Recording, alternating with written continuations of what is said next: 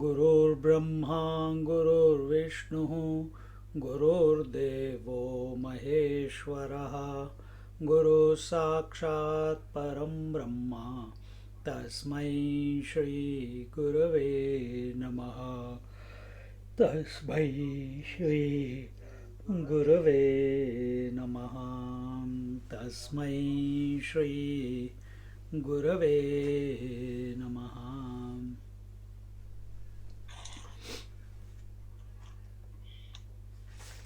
Last week we were looking at the 57th verse, and where it was said, when the duality takes possession of our understanding, we forget the non-dual existence that we essentially are and allow the world of plurality to overwhelm us. Now this point is being made again and again and again and again by various scriptures. But we are like the dog whose tail is ever turned. As many times we put it into a pipe, make it straight, afterwards again it will come and curl. We are like that. We may hear it, we have heard it so many times that we are the infinite, we are the untouched one, we are the conscious principle. Yet we continue to give validity to the duality by talking about it, thinking about it, contemplating upon it. How do we do it? By past, by future, by relationships, by positions. And this way we remain in the loop in the cyclical loop of plurality. And when it becomes too much on a daily basis, we go to sleep, not realizing that sleep is also a part of that loop. We have to shoot out of this. Now, why does this? Why the non-duality takes possession of understanding, and why do we forget the non-dual existence that is our essential nature? This is answered. Now, why does this happen? Sant Jnaneshwara says, because he is at fault, not I. What is his fault? Ka purnate tari adhara sindhu jaisa durbhara taisa viruddheyam pahunera yayachya ghari. As the ever full ocean is the support for both the high tide and the low tide waters, so is Sadguru the support of the world of duality and dualism. That Paramatma Tattva, that infinite consciousness, is the support of the world of duality and dualism. Meaning what? It's not that it is saying that yes, I support. But can duality or plurality, can it appear without the substratum? That is what is being told here. That he is the support. Without the support of the substratum, nothing can express. Without the substratum of water, the multiplicity of waves cannot express. Without the substratum of the gold, the ornaments cannot express. So also, without the substratum of the Sadguru, the Guru principle, the world of duality and dualism cannot express. The ocean is the support for both the water that is coming in through the river and the water that is evaporating from its surface. It suffers no gain or loss. Uh, this is what we see in the Vishwaroop Darshan. In the Vishwaroop Darshan, continuously creation is taking place from many mouths. And yet in many mouths, the creation is getting dissolved into many mouths. So, in the ocean, equal to the conscious self that I am, the creation is happening, the dissolution is happening, the waking is created, the waking dissolves, the dream is created, the dream dissolves. See? Can it happen without you? The waking, dream and sleep. So rather than becoming a waker, dreamer and sleeper, take the position that if I am not there, the waking experience cannot happen. On the substratum that I am, the waking experience is happening. The dream experience is happening, the sleep experience is happening. In fact, every experience is happening. The eyes are not for form or not against form. Ears are not for sound or against sound. Tongue is not for taste or against taste. Mind is not for the thoughts or against the thoughts. Similarly, consciousness is not against the phenomena or for the phenomena.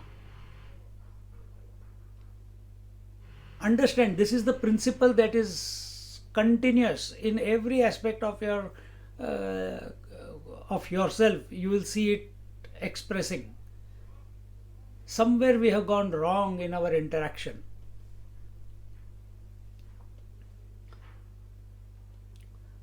The ocean suffers no gain or loss.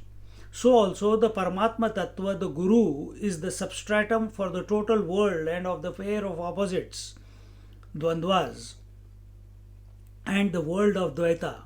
Therefore, he is so abundantly present that his presence is not respected but is taken for granted. Whoever we take for granted, we don't respect that person, revere that person, because it's easily available. That Lord, that Guru Tattva, that Paramatma, who is our essence, who is our nature, who is always present, has never left us. About him we will not think. We are thinking about, contemplating upon, seeking after that which can never be ours. The world can never be ours. The Dvandvas can never be ours. The relationships can never be ours. Just yesterday I got a news. Someone is dying. Cancer has grown out of the nose. It's about that big now. Anytime they will go. See, everything that has come into existence must go out of existence. So take this opportunity to recognize that you have never come into existence and you can never go out of existence. And that opportunity to realize this is only at this moment. We don't know. Next moment we may not be there. But we are like that dog's tail. Nahi. My relations, my possessions, my property, my portfolio, my this, my that, मेरा मेरा मेरा मेरा करके चल रहे हैं. No guru worth his salt can say that, come, I'll make you realized. You have chosen to forget that infinite consciousness, that Paramatma Tattva, and chosen to contemplate and think about the world. You have to stop thinking about the world. You have to contemplate on the infinite consciousness. No scriptures can make you do that. No God can make you do that. No Guru can make you do that. No Paramatma can make you do that. It is your choice, because by your choice you forgot him. I shouldn't say by your choice you forgot him, but you got attracted to the variety. Why forgetfulness happens, we don't know. It's also anadi. But now that we have been exposed to the scriptures, we have been exposed to the masters who have realized what the scriptures are saying, then why the delay? Like the grahastha, householder who gives food and supports everyone, brahmachari, vanaprastha and sannyasis, without rejecting anyone who comes to his house, the Guru Tattva is the support of the good and the bad, because he is beyond the realm of relativity. So just like in our Vedic society, this is the Vedic understanding that the brahmachari, remember the 4 stages of life, brahmachari, grahasth, vanaprastha and sannyasi. So out of these 4, the child, the brahmachari is a student, where will he get the money for? So the grahasth, he takes care. Vanaprastha, who is retired, how will he subsist? The grahasth takes care. And the mendicant, who is living only for the truth, who is detached from the world, where will he get it from? The grahastha supports him. The gurukulas are supported. The education is supported by the grahastha, etc., etc. So for that, who is the substratum for the way of life? The grahastha. He supports the other 3.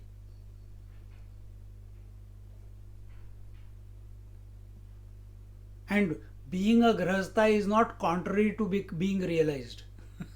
No, otherwise we will have a wrong idea.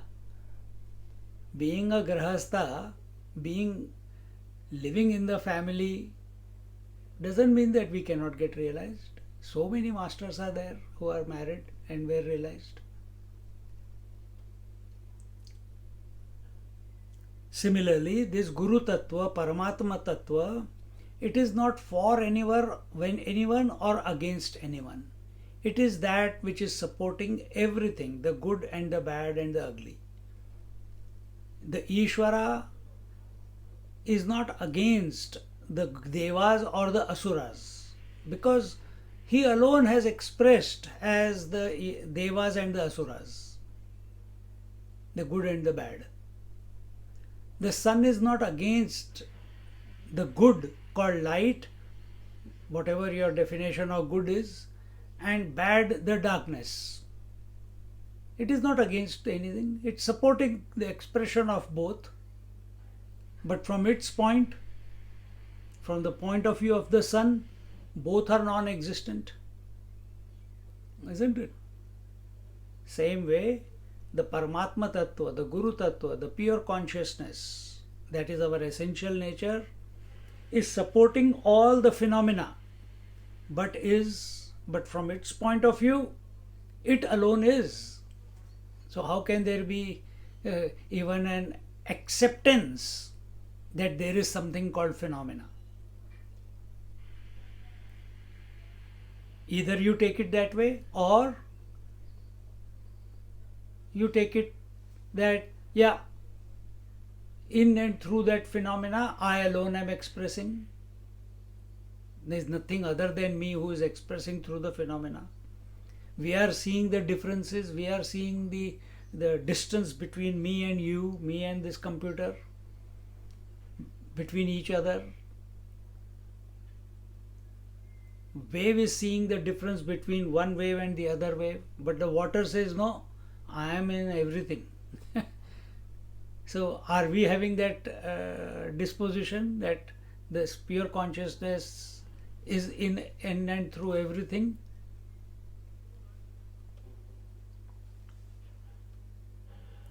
So the Guru Tattva is the support of the good and the bad because he is beyond the realm of relativity. Substratum is transcendental. It's not affected by the coming and going. Space is not affected by the coming and going. The eyes are not affected by the coming and going of the form. The ears are not affected by the coming and going of the sound. The nose is not affected by the coming in and going out of the breath.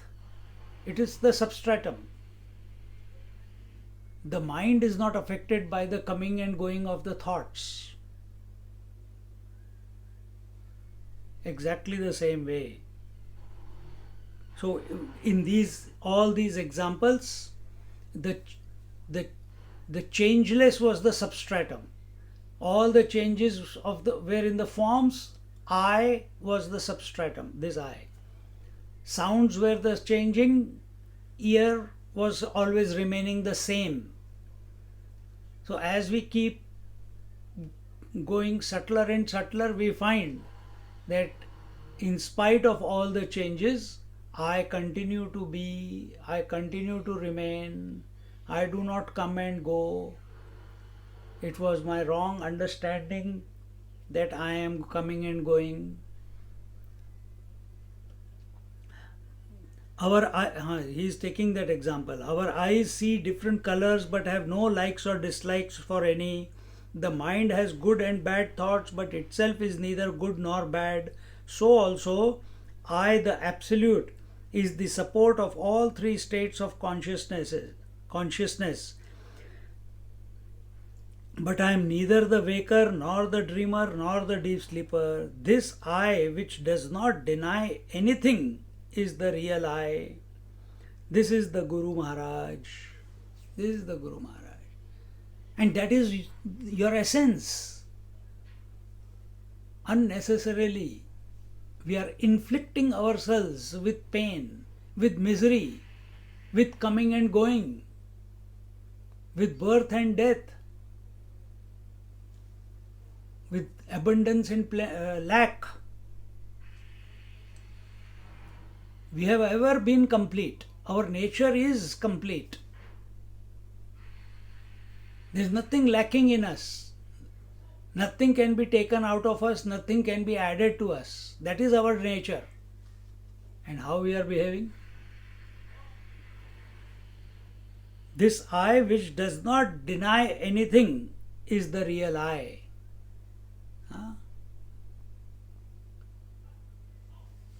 It does not seek also anything. Not only deny, but it does not seek. Accept everything, reject nothing, and retain nothing. That is this I which we are talking about. That is our nature. That which accepts everything, rejects nothing, and retains nothing. This is the Guru Maharaj. An illustration supports this. Teja तमाते काही परस्परे निके नाही परी सूर्याचा ठाई सूर्याची होती.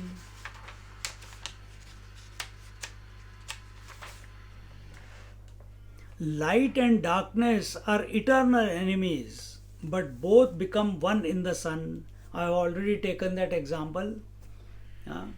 Light and darkness are eternal enemies and they can never remain together. They have been created because of the sun. But in the kingdom of the sun, there is neither light nor darkness. They can no longer remain separate. So also, in the absolute pure consciousness, there cannot be a division of the Guru and Shishya, the knower and the known, This non dual existence itself is expressing as Guru and Shishya, but without creating any duality. Where is the duality? In the ignorant one. Where is the duality? In the Shishya. Where is the duality? In the mind. But once we recognize that we are of the nature of the Guru Tattva, we are of the nature of Paramatma, then from that moment onwards, there is no, even though we are supporting the duality, we are not persecuted by the duality. Just as the sun is not persecuted by the light and darkness. Same way, this Guru Shishya, the duality of Guru Shishya ceases to exist in the Paramatma Tattva. This is further explained by another beautiful example which finds an echo in the Tao philosophy. Ye ka mahnata bhede te ki nanatve nande viruddhe apanaya viruddhe hoti lakai. When something is referred to as one, the other is already imagined and implied. Even then, it exists in dualism gloriously without becoming the other. Can a member of a pair of opposite contradict itself? That is, in the pair of light and darkness, light cannot contradict light itself. It cannot.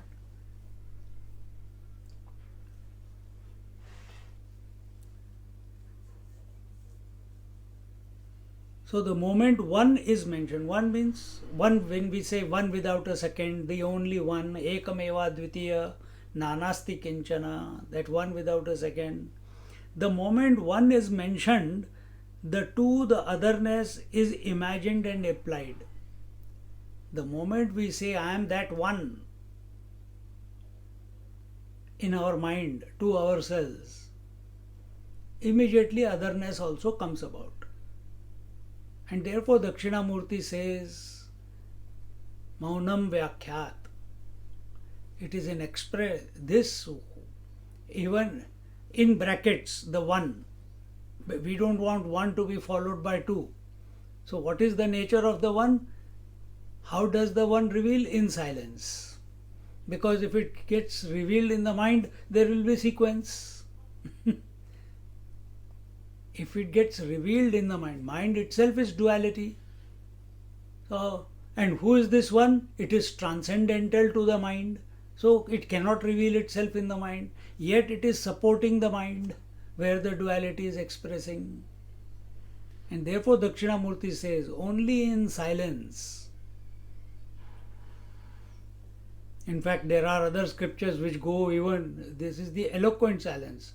Some other places they say, that which is illuminating both the silence and the absence of silence. That is sound. That is the reality. That is your true nature. But can the one be called two? Can the water be called two waves? Or is it water only?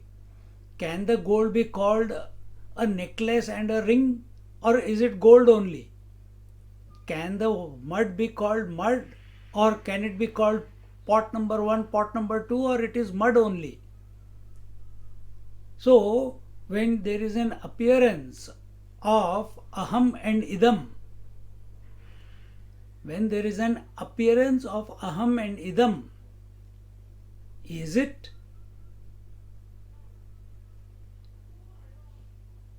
that the one has become two? Is it? Is it that the woman has become wife and mother?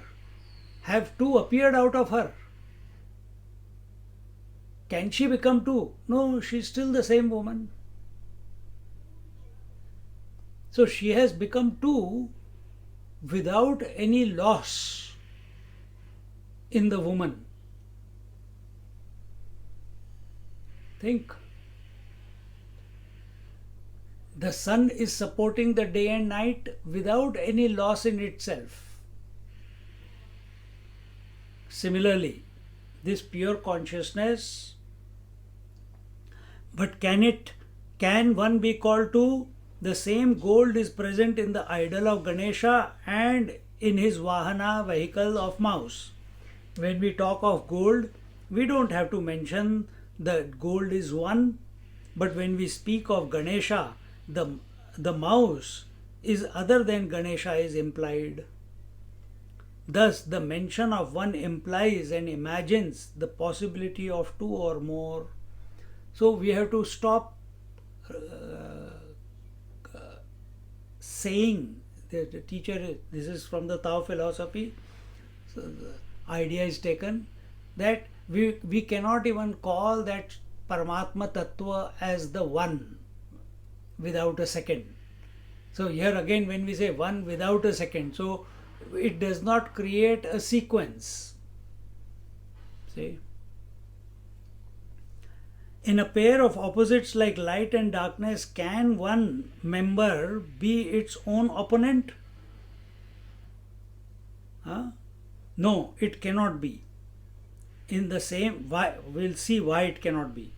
In the same way, when the truth manifests as two, essentially the two are one. So, as we say, consciousness with thoughts is mind. And what are the first two thoughts? Aham and idam. Are these aham and idam against the consciousness, or they are appearances in the consciousness? Is the mother and wife an appearance on the woman, or is it having a separate entity other than the woman? Is it possible? So have they become against the woman? So woman is one reality and the mother is one reality. No, not possible. Gold is one reality and ornament is, gold is existing and ornament is existing. No, it's the one existence only. It's the same. Exactly the same way.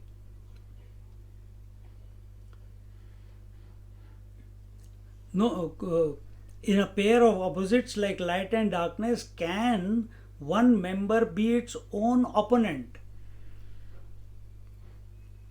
Can, if that Paramatma Tattva, again another way I will explain, if that Paramatma Tattva is expressing as consciousness and matter, can consciousness be against matter or matter be against consciousness? Because both have come out of the same. Out of Parama Shiva alone, Shiva and Shakti have come out, isn't it? Is Shiva against Shakti? Or Shakti against Shiva? Not possible.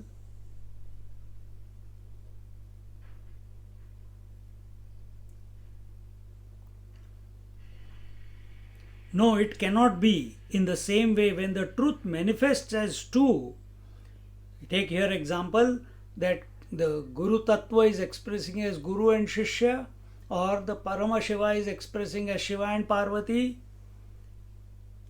Essentially, the two are one. Who knows this?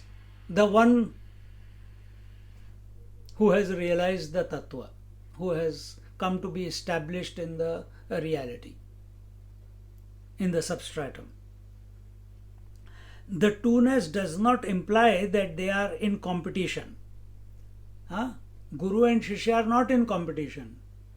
Light and dark are not in competition. The right brain and the left brain are not in competition. Shiva and Parvati are not in competition. Presence and absence is not in competition. Then what is it? So what is this duality? It is coexisting. They are the purak of each other. Without the other has got no status. If there is no darkness, light cannot be called a light. If there is no light, the darkness cannot be called dark. Think. If there is no man, woman has got no meaning. If there is no woman, man has got no meaning. If there is no matter, then we will not give the name consciousness to that reality. And if there is, if calling something as conscious, then there must be something which is inert. But this is what duality is. If we say up, you cannot have just up. The moment you say up, down is created. The moment you say in, out is created. The moment you say left, right is created. The moment you say east, west is created. See? But space is not affected by north, south, east, west. All opposites are there. All the directions are there. The 8 directions are there. But space is not affected by the directions. But without space, can we have the opposite directions? Not possible. Without the mind, can we have the opposites? Not possible. Without the pure consciousness, can we have the opposites? Not possible. Exactly the same way. Without the Guru Tattva, Paramatma Tattva, we cannot have the Guru Shishya also. So Guru and Shishya are purak to each other. They are complementing each other. They are coexisting. There we must not say that if you understand the Guru as the ultimate one, then it is good. But in life we see everyone is competing with the other. Rather than wherever life has brought us, we have to complement each other's growth. Help each other to come to that realization. But instead we are competing. So here the two-ness does not imply that they are in competition. They exist in mutual cancellation. Okay, I was using the word coexistence, etc. Here in the end, it's mutual cancellation. So also in the world, truth exists in life and death, good health and ill health, etc. So when we look at duality, just like day and night, if night is not there, day is not possible. If day is not there, night is not possible. So they stand mutually cancelled. That this is the angle of approach. I was saying they are coexisting. But that which is coexisting, that which remains mutually cancelled, is not the reality. It is an appearance. The substratum is the reality. Because that appearance has to come about somewhere, no? A second meaning of this thought can be expressed thus: when one is stopped off, the other is created. Example, greed, dispassion, beauty. When we talk of greed, then dispassion comes about. Then when we talk of beauty, ugliness comes about. When we talk of victory, defeat comes about. When we talk of friend, enemy is automatically there, etc. The secondness or otherness is not the reality. In fact, there has been no bheda or distinction. These are only two aspects of the one truth. So this is the Ishvara Advayavad. This is the Kashmiri Shaivism. That one alone is appearing as two, without losing its oneness. Water alone is appearing as many waves, without stopping to be the water.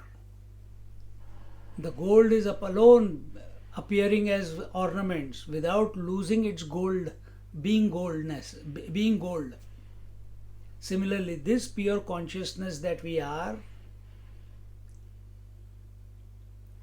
It alone is appearing as the duality or the dualism without losing without losing itself, without reducing itself. Like Paramashiva has become Shiva and Shakti. Because of that, Paramashiva has not gone out of existence. Our experience of the world is, if the seed becomes the tree, the seed goes out of existence, isn't it? If we have come into existence called life, birth, then we are waiting for the death to come. This is how we look at life.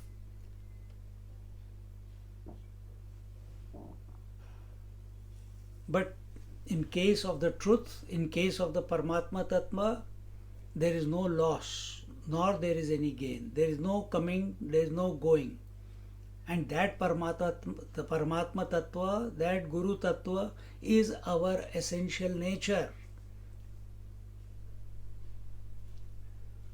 So this entire, according to Jnaneshwar Maharaj, the philosophy that they follow, this entire creation is nothing but that Paramatma Tattva.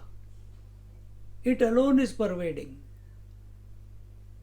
It alone is appearing as the various aspects. Because of the appearance of the world, the Paramatma Tattva, the Guru Tattva has not become less.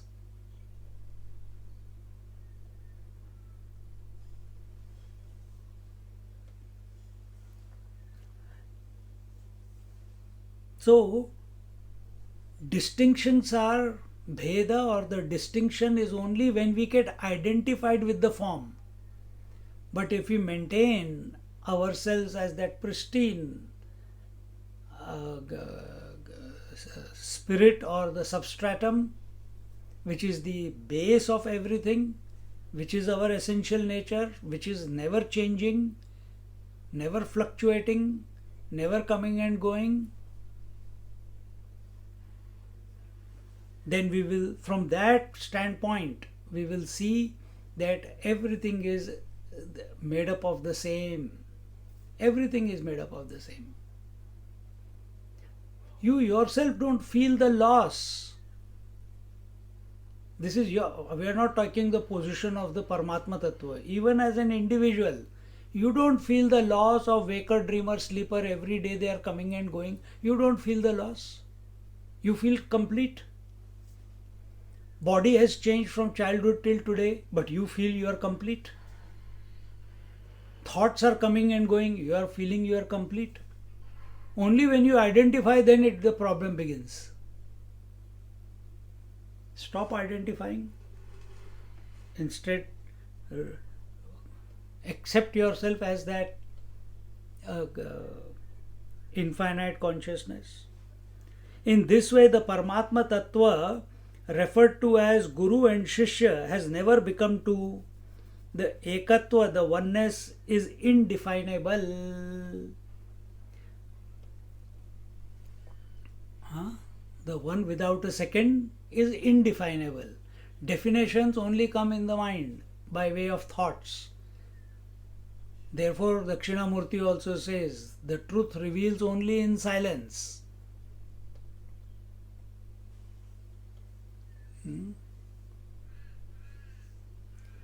The next thought taken up by Sant Jnaneshwar is still deeper. Although Guru and Shishya are stated to be one, the Shishyatva is dependent on the Guru, but the Guru exists in his own glory.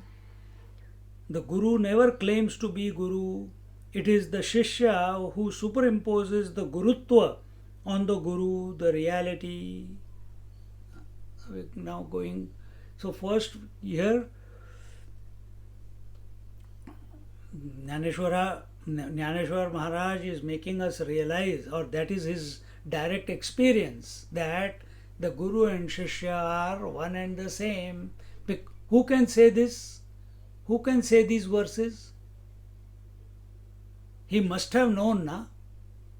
That's why Jnaneshwar Maharaj is putting these words to paper. penning these words to paper, because that is his direct experience. And from that point he is saying that Guru and Shishya, the duality is non-existent, even though supported. So one has not become two, even though we see the multiplicity everywhere.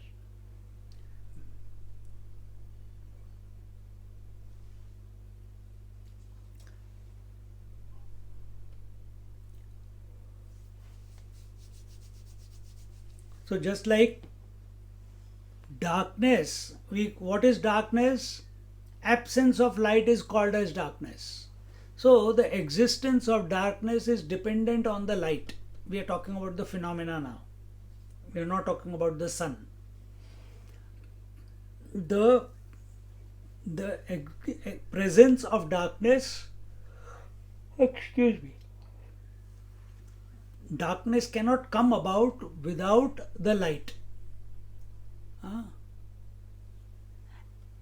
Absence, there are two, absence and presence. Yes, they are both coexisting, they are mutually dependent, they are mutually cancelable. Yes.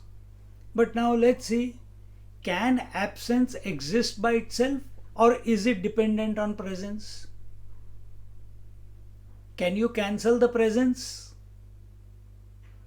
or can you remove the presence or the absence? Which one can you remove? What is absence?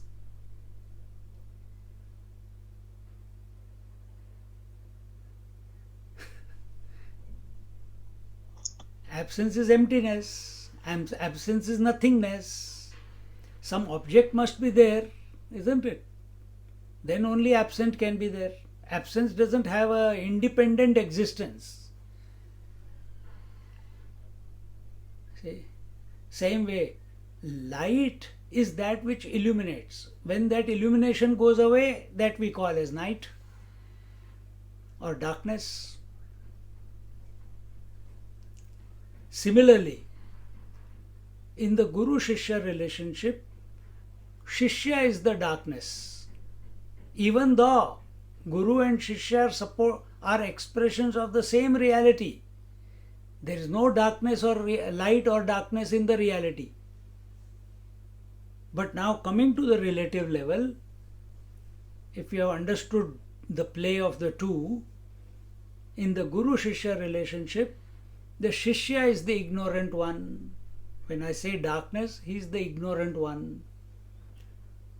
He has superimposed the Gurutva, meaning he is the teacher.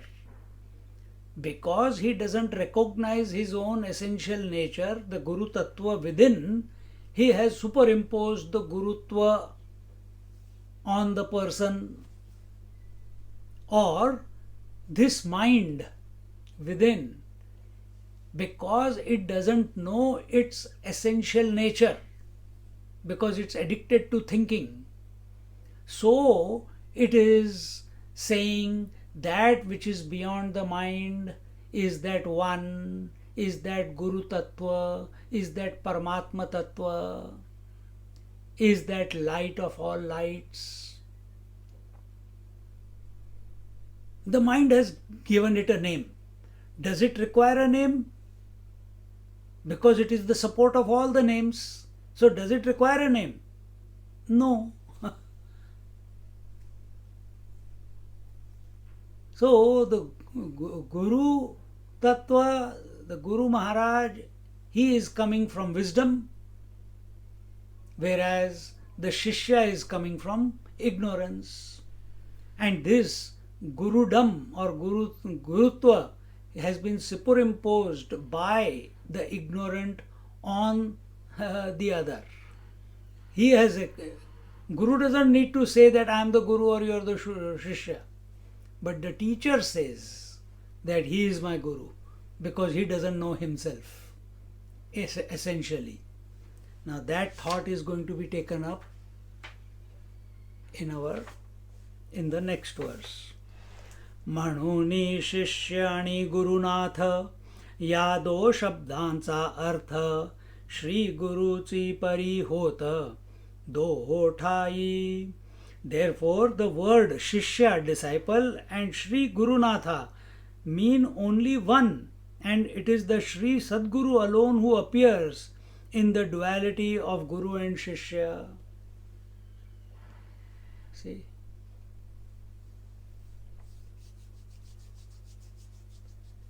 This is being addressed. See, how else will we explain? How else the teacher, because he was also a student once, he is still, when it comes to Nivrittinath, his Guru Maharaj, he still expresses as the disciple, isn't it? Dhaneshwar Maharaj. But that Nivrittinath has told him, please pen down your direct experience of realization. That realization is beyond duality, is beyond the mind. But when he has to write, can the reality write? No. the reality has to express through the mind as words. Where there are words, there is duality. Now this language has to be utilized by Jnaneshwar Maharaj, who is realized, to explain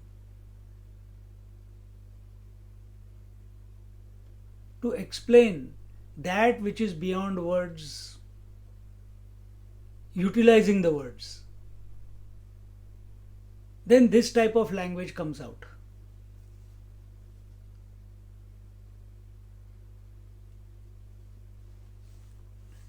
The same Paramatma Tattva is manifesting as the Guru, and the reflection of the Guru is in the form of the disciple.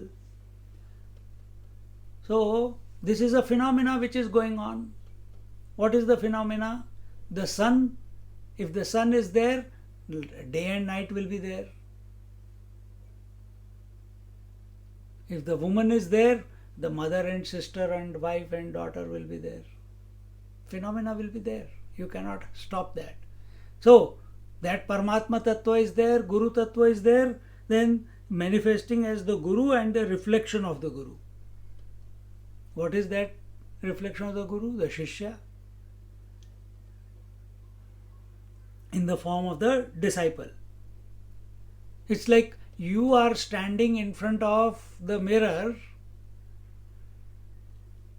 You are standing in front of the mirror. You know you are you. You know you are you. The reflection has forgotten that it is not that it is the original. It is thinking it is the mirror. The reflection is thinking it is the mirror. Now it is trying to work out to come out of the mirror to the original. Is it possible? Not possible. Because what is ignorance? Ignorance is where you are identified with something or the other. The reflection is identified with the mirror. The consciousness identified with the body is the disciple. And who is Guru? Even though expressing through the body, but is unidentified with the body. The same Paramatma Tattva is manifesting as the Guru, and the reflection of the Guru is in the form of the disciple. Whenever Guru and Shishya are mentioned, what is meant is the Guru only.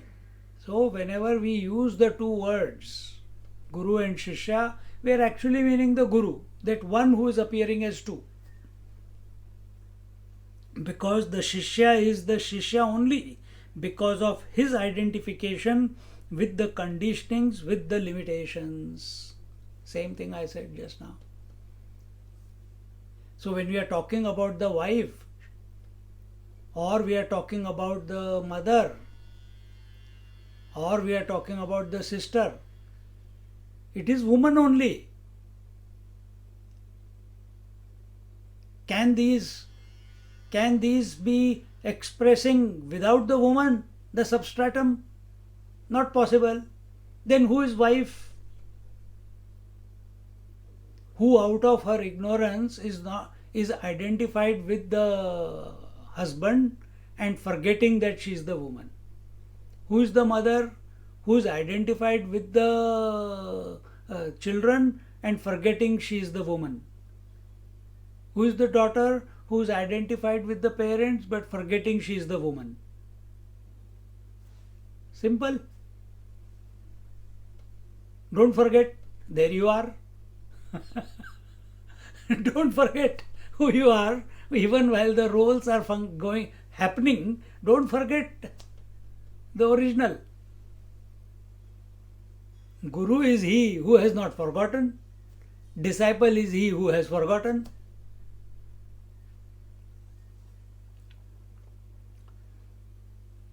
Because the Shishya is Shishya only because of his identification with the conditionings and the limitations. See? That is why we go to the Mahatmas. Who are these Mahatmas? They are Guru Tulya. They are Guru Maharaj. They are established in the truth, in the Guru Tattva. And the whole prakriya, the process in all the scriptures is become body disidentified. First stage. Then recognize that this consciousness that I am is one without a second. Second stage. Don't remain a witness. Go beyond that. See? Swamiji, Swamiji, I have a question. Without the Guru is in relation to the Sishya, isn't it, Swamiji? So, Guru, when we say Guru, we say that's because of the relationship with the Sishya. So that means even Guru also is a duality, isn't it, Swamiji? You are saying that. Guru is not saying that. You are saying that. The Shishya wants a Guru. Guru doesn't want a Shishya. If there is a Guru who wants a Shishya, run away from him very quickly. No Guru wants a Shishya. But the word what we are saying, Guru and Shishya. So you understand the word Guru in its all immensity, not only at the physical level. I am again and again bringing it to the physical.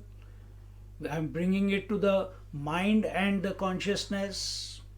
I am explaining it by Paramashiva and Shiva and Parvati. That Guru Shishya is happening everywhere. Shiva was the Guru for Uma.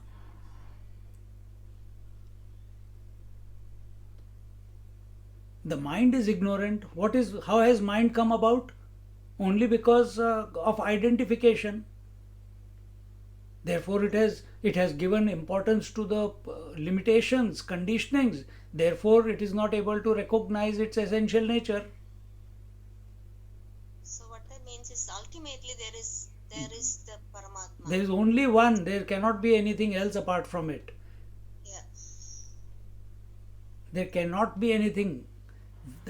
If you see the variety, it is only because of our stupidity. Because of acceptance of conditionings that we are seeing the duality or multiplicity. Yeah. But the possibility of us recognizing, in spite of this conditioning, that we are that infinite is there, no? Yeah. We are giving you so many examples again and again. I gave the example of the senses, the mind. Mind is unchanging, but the thoughts are changing. Eyes are unchanging, but the forms are changing. Gold is unchanging, but the ornaments are changing. So, where is your attention? As a seeker, if we accept ourselves as the seeker, then we have to think I have to reach somewhere. Accept yourself to be the one, and let life happen according to that. according to its expression. You don't come in between. But we take ownership. That's where the problem comes. We think I am a teeny meeny, I am nobody. Oh Guru Maharaj, Guru Maharaj, Guru Maharaj, oh God, oh Lord, please grace me, please. Thank you for giving me this life, this, that. As much as nice it sounds, but it is a pitiable prayer, because it presupposes that you are teeny meeny, that there is something which is larger than all the creation put together, and that I am not. This becomes a problem. But when we come to these scriptures here, as we are seeing, yes, there is one larger than the largest, supporting smaller than the smallest, expressing in and through large and small, that one, and that I am. Don't forget that. When it is kept, when we accept ourselves as this form, then there must be a totality. Once you have come to realize that totality and individuality are both expressions of conditionings, then where is your position? Totality is a concept of the mind, individuality is a concept of the mind. Then where do you stand then? You are the one who is supporting both, yet independent of both. Take that position. Thank you, Swami. And that is what he is saying here, that having become the disciple, he creates the Guru. Who? The disciple creates the Guru. Guru doesn't need any disciple. Tapovan Maharaj did not need any disciple. He did not ask anyone to come and study with him. So all these people who are opening up ashrams and say that come, we will initiate you, instant enlightenment, and we'll teach Nirvikalpa Samadhi, we do this, we give you realization. Run away from those places. Nobody can say that. There is an axe to grind if someone is saying that.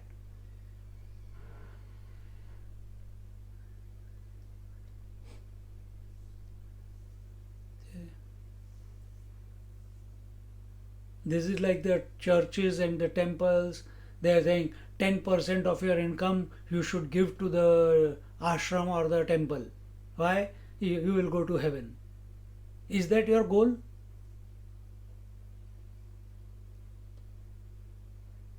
They want a good life. That's why they are asking for money. But is that your goal?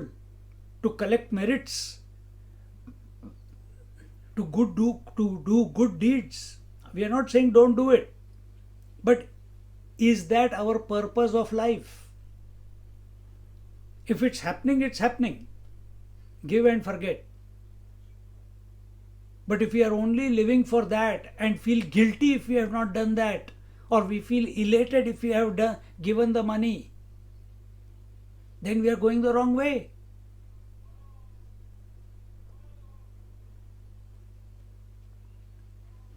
Having become the disciple, he creates the Guru, but from the vision of the Guru, there is neither Guru nor Shishya.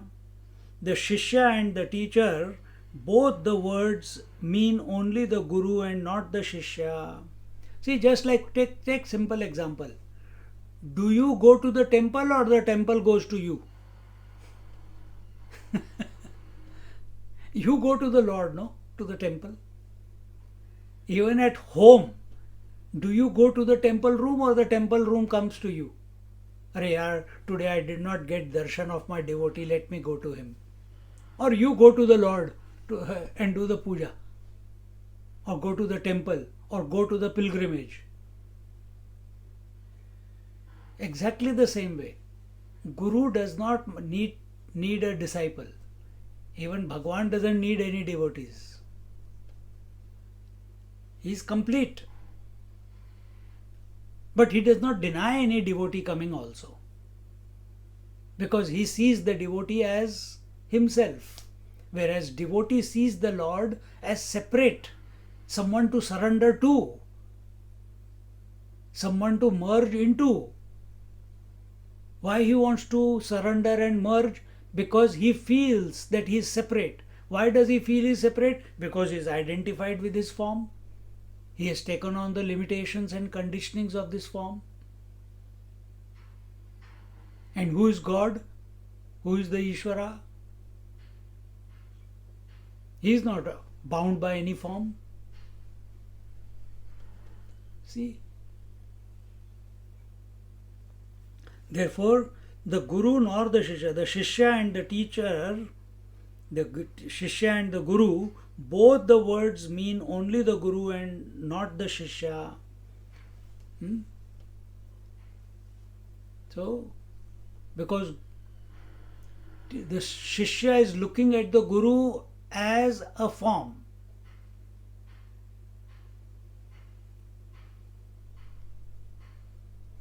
The Guru is looking at the disciple as himself. Shishya's attention is on the conditionings. Guru's attention is on the essence. Where is our attention? That is why it is said, purify your mind, control your senses, purify your mind, control your senses, purify your mind. Because without purifying the mind, without remaining undisturbed by the onslaught of the stimuli, that undisturbed state of mind is required for this to click deeply.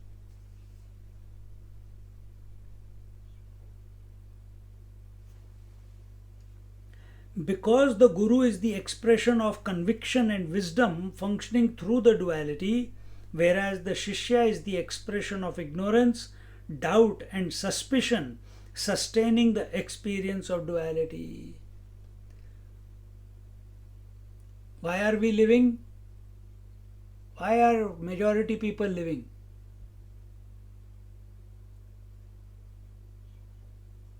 Only to die. People are living waiting for death. If we are one of that, we have lost the plot.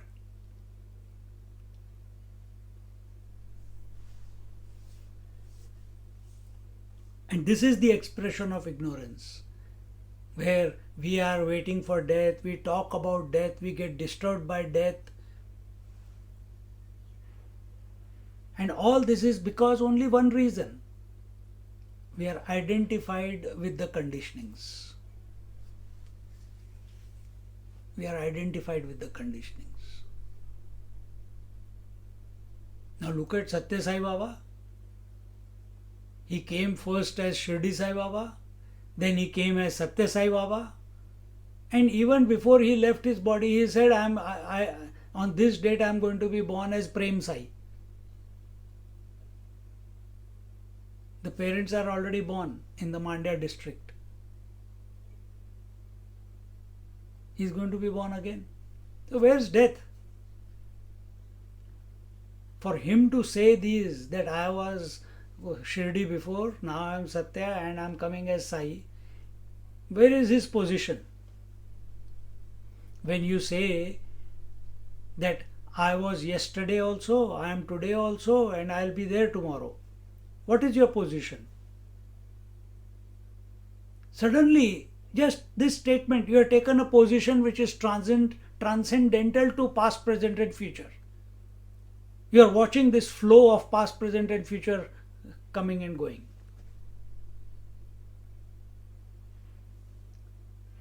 The moment you say that I am I was the waker, dreamer, sleeper yesterday and day before yesterday, suddenly you have taken a position which is outside the waking experience, dream experience and sleep experience. So again and again we have to come to a position which is beyond limitations. Waker has the limitation of the waking world. Dreamer has the limitation of the dream world. But the one who knows the three, he is beyond. He is the eternal witness. If you come to that, you will realize that you are not only illuminating one set of waking, dream and sleep, but you will recognize that the waking, dream and sleep are only one.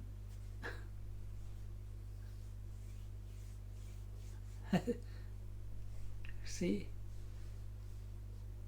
the consciousness in the waker, the consciousness in the dreamer, the consciousness in the sleeper, can it have an independent existence apart from the eternal witness? Can the mother, daughter, sister have an independent existence apart from the woman? Recognize this. It's not enough only listening. You have to apply it, and until it doesn't click, live according to these convictions. Living according to these convictions means you are all the time absorbed in this type of contemplation, and while you are absorbed, life is happening. Let it happen. It will automatically reflect your convictions, your conclusions.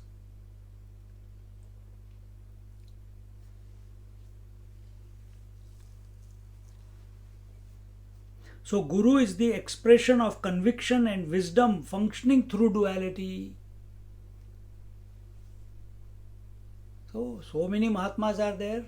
They came to realize. Now they have the wisdom, they have the abidance, and that yet they are expressing through the form. But they are not persecuted by the form. They don't get attached to the form. Whereas the disciple, he is coming out of ignorance, and Shishya is the expression of ignorance, doubt and suspicion. Is he the right Guru? Am I reading the right scripture? Should I be following the Gyan Marg or the Bhakti Marg or the Karma Marg or the Yoga Marg? Should I stop eating meat? Should I do sadhana or not sadhana?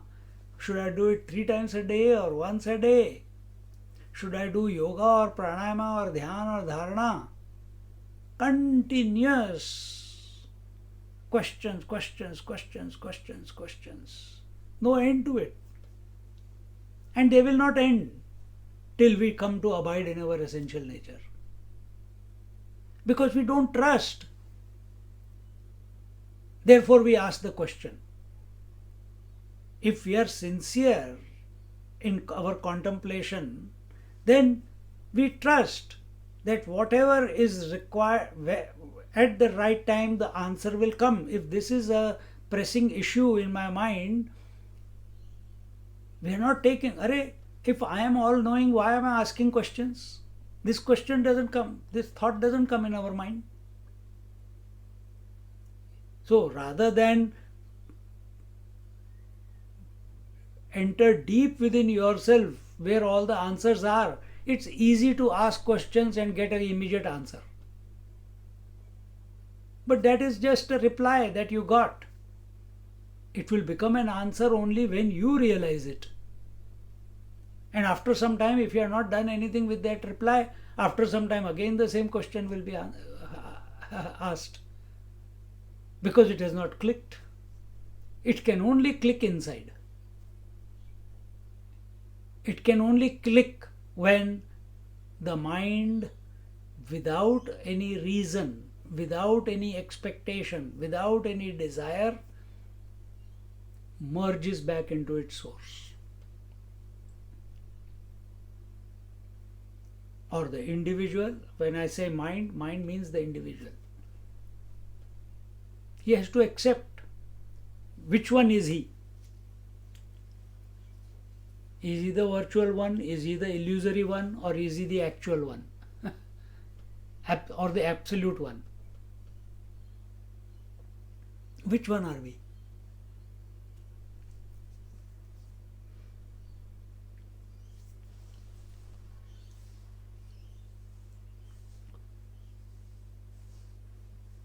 Therefore, in the Guru Shishya relationship, Guru is the reality and the Shishya is the illusion.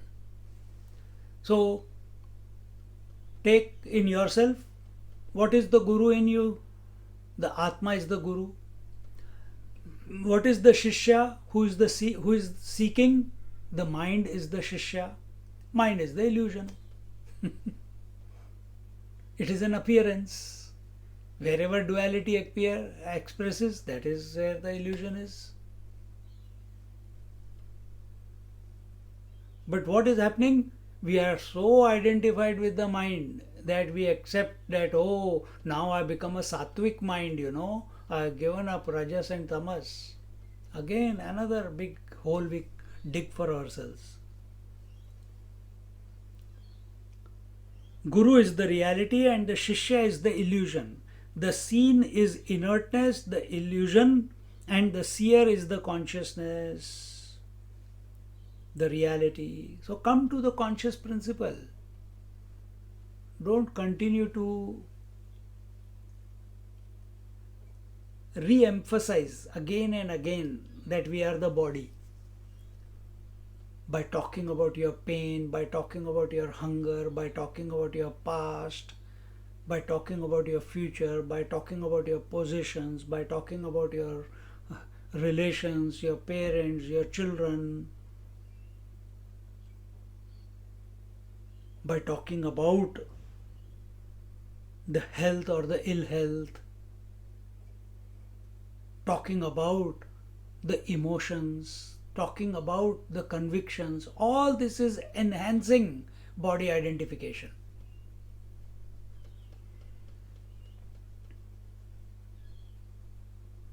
My God, then what will I talk if I got nothing to talk? This we are saying on the seat of meditation, you do that.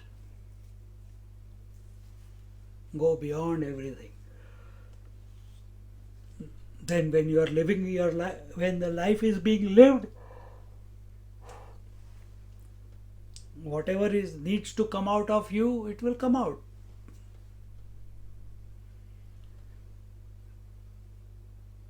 But when we say that I am the body, when we are complaining about health and ill health, our attention is on the body.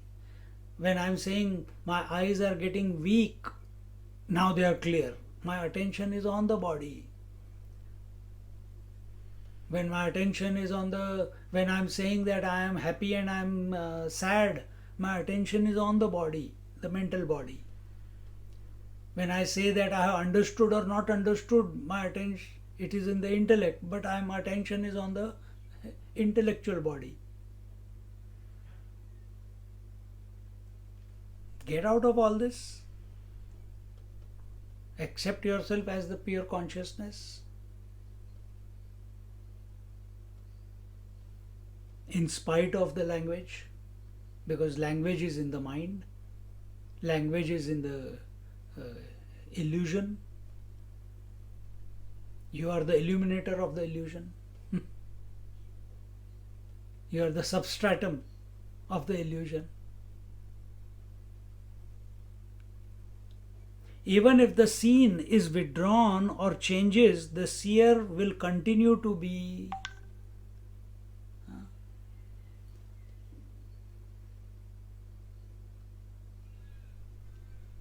Even if the forms keep coming and going, the seer remains. He is the permanent one. Even if the breath comes and goes whole day, but the knower is always there. He doesn't come and go with the breath. The thoughts are coming and going. The consciousness remains the same. The knowledge that the thoughts have come and gone. So many thoughts in last 1.5 hours. But I know that I heard something. Understood or not understood, that's a different matter. But you were the illuminator of the thoughts. You were also the illuminator of the understanding. Oh, I understood last time, but today I've forgotten about it. Today I understand, but Swamiji, it doesn't last. Again, you are the illuminator of the understanding.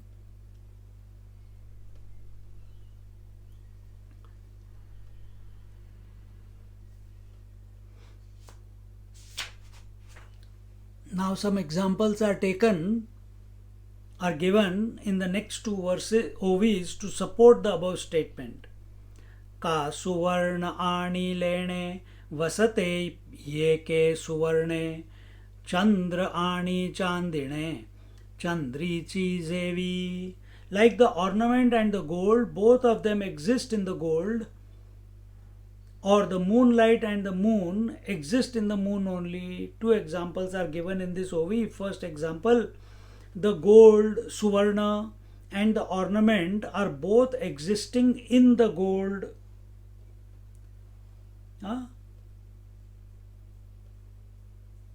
The gold is gold only, and the ornament is gold only.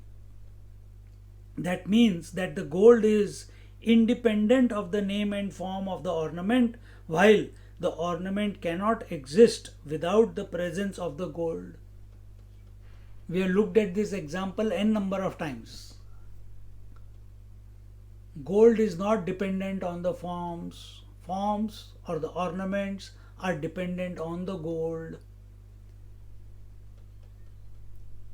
Water is not dependent on the waves. Waves are dependent on the water. But wave is also water and water is also water. Ornament is also gold and gold is also gold. But one is independent, the other is dependent.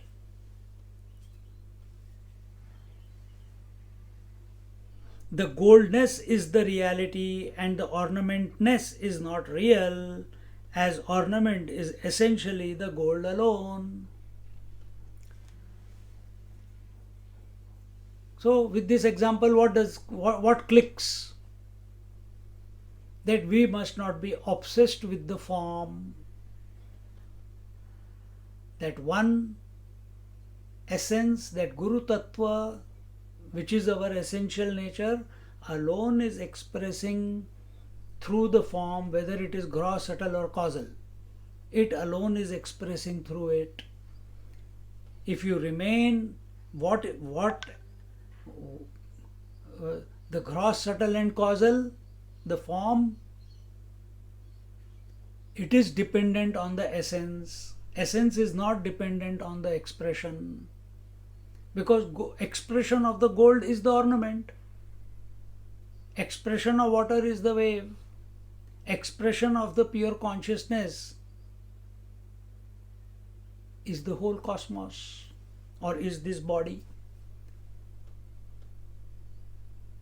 This is the Ishvara Advaivad, that one alone is appearing as many without losing itself. But what has happened in us seekers? We have forgotten ourselves. We understand the concept, but it's only a concept. One alone is gold alone is expressing as many ornaments. The pure consciousness alone is as if expressing as the Panchakoshas. If we remain focused on Panchakoshas, we will never recognize the pure consciousness. Why? The conditionings are dependent. The mind is dependent on the pure consciousness. But when we accept ourselves as the pure consciousness, we are independent of the conditionings.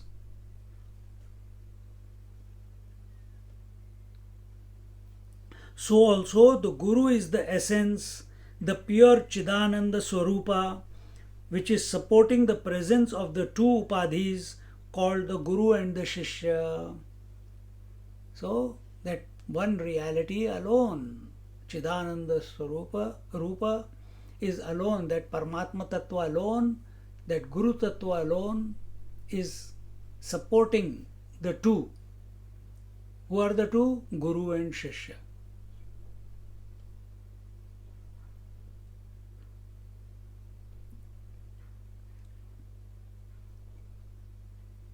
This aspect, this point which we made, the Guru knows. So therefore he doesn't call himself a Guru. But the Shishya doesn't know. So he creates a division between Guru and Shishya.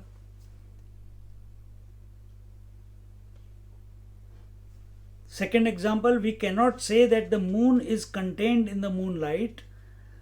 The original point is that the moon, which is manifesting as the light,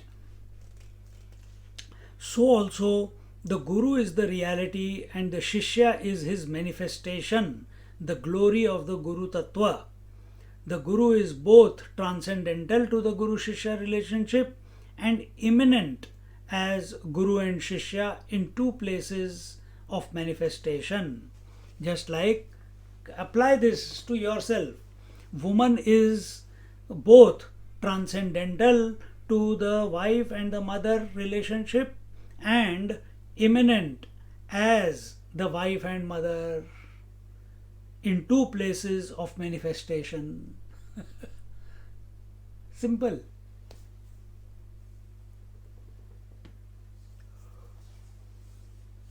Exactly the same way. The Guru is both the transcendental. So, what is reality? It is the transcendental and immanent reality.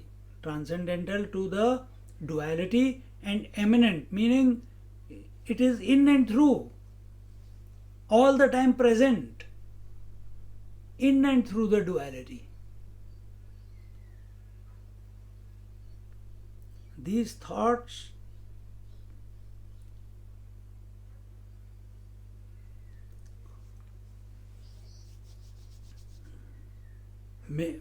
make us stop thinking.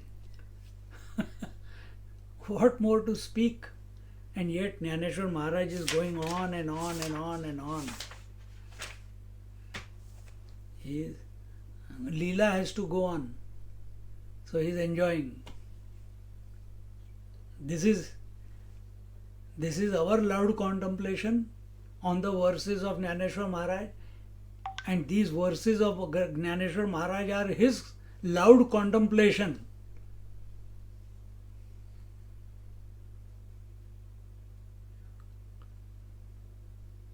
Jnaneshwar Maharaj never did anything. Jnaneshwar Maharaj never did anything without the instruction of his teacher. If the teacher said, speak on Bhagavad Gita, so he spoke on Bhagavad Gita. Teacher spoke, instructed, write the experience of realization, so he wrote the experience of realization. When in Tsangde Pasashti that a fellow sends the letter back, a blank letter, then he looks at his Guru Maharaj. What should I write? When he says, okay, you give him a reply. Then he replies. Till then he doesn't reply.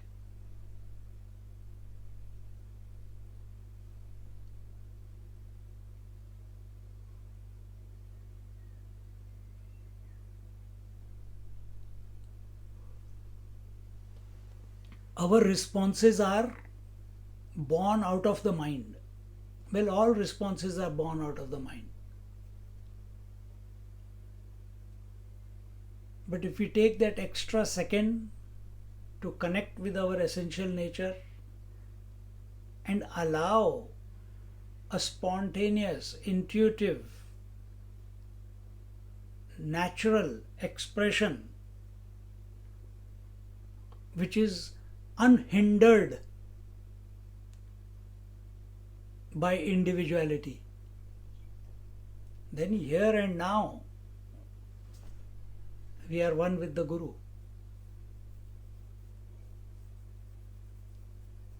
But the ownership creates the problem.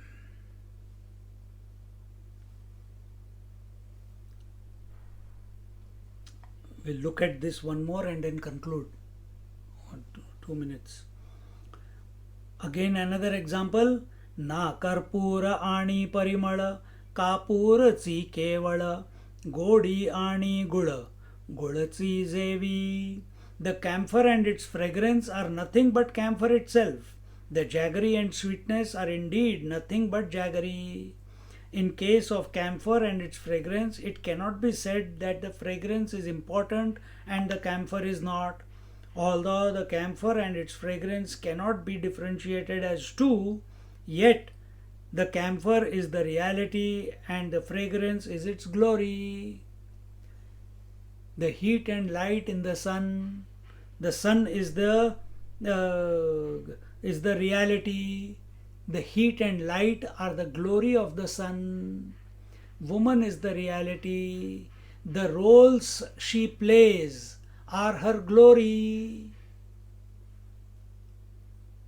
Similarly, that one reality and its glory is the Guru and Shishya, the expression as Guru and Shishya.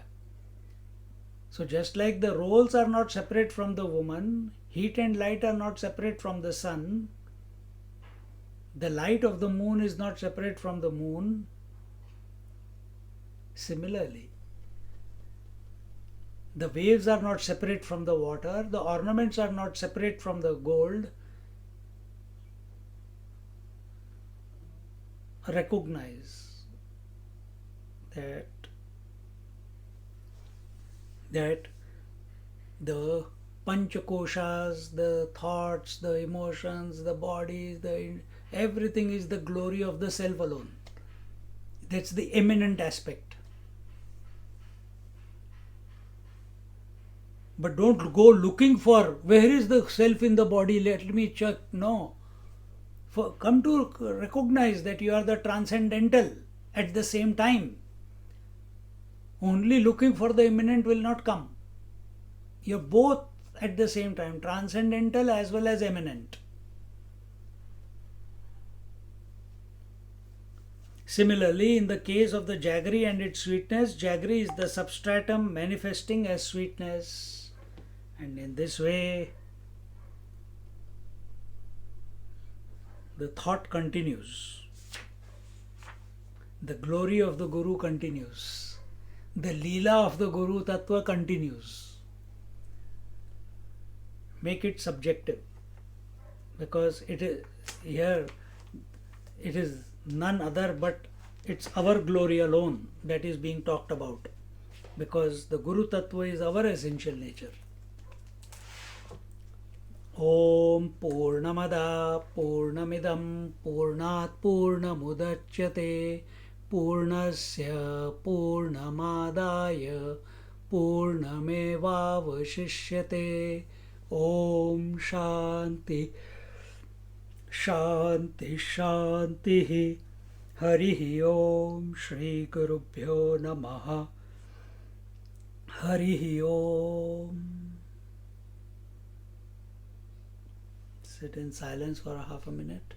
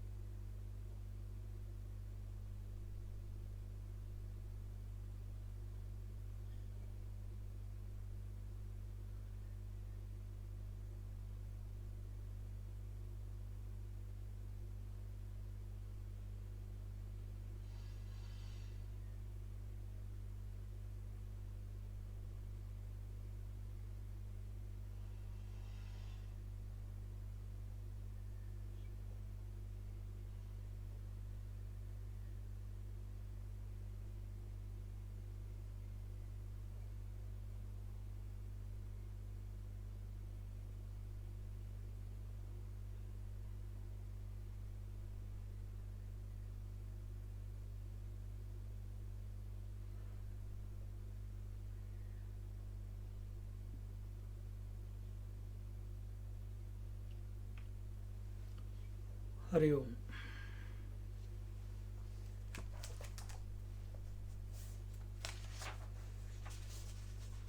Thank you, Swamiji. Hari Om, Hari Om. Hari Om, Swamiji. Hari Om.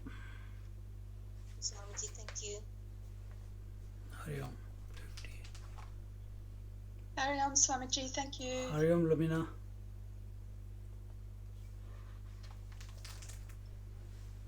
Hari Om, Swamiji.